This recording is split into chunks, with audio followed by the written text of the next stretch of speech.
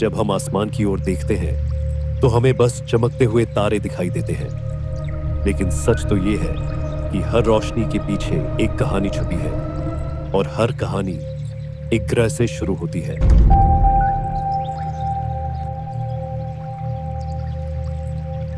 आपने सुना होगा कि हमारे सोलर सिस्टम में 8 ग्रह हैं और कई लोग पूछते हैं, अगर विज्ञान 8 कहता है तो ज्योतिष 9 ग्रह क्यों मानता है?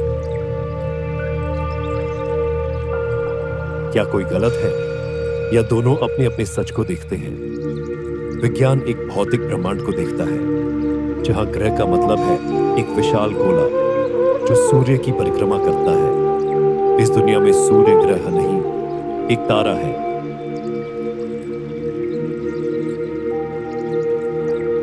और विज्ञान सिर्फ उन चीजों को ग्रह मानता है जो दिखाई देती हैं और जिनका मैस, ऑर्बिट और स्ट्रक्चर क्लियर हो। लेकिन वैदिक ज्योतिष एक अलग लेंस से ब्रह्मांड को देखती है। यहां ग्रह सिर्फ भौतिक पिंड नहीं, एनर्जी पॉइंट्स हैं। ये एनर्जीज आपके जन्म के पल कैप्चर होती हैं और इन्हीं एनर्जीज से बनता है आपका स्वभाव, आपकी चॉइसेस और आपका सफर। इसीलिए ज्योतिष के 9 ग्रह होते हैं।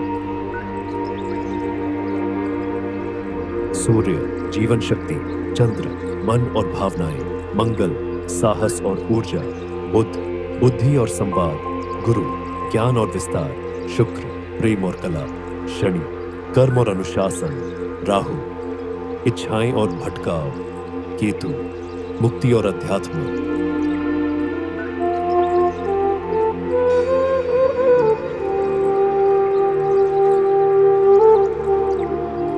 आप सोचेंगे राहु केतु दिखाई क्यों नहीं देते?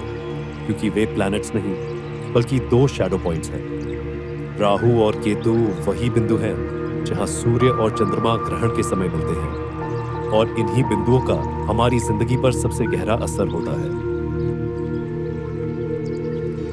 तो असली बात यह है कि ज्योतिष के ग्रह आपको कंट्रोल नहीं करते।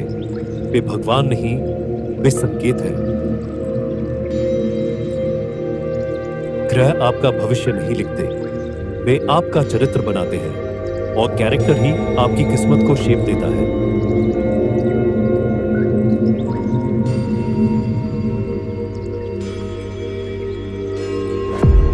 अब सवाल यह है, इन 9 एनर्जीज में सबसे शक्तिशाली कौन है? कौन सा ग्रह आपकी आइडेंटिटी, आपका ईगो और आपका पर्पस तय करता है?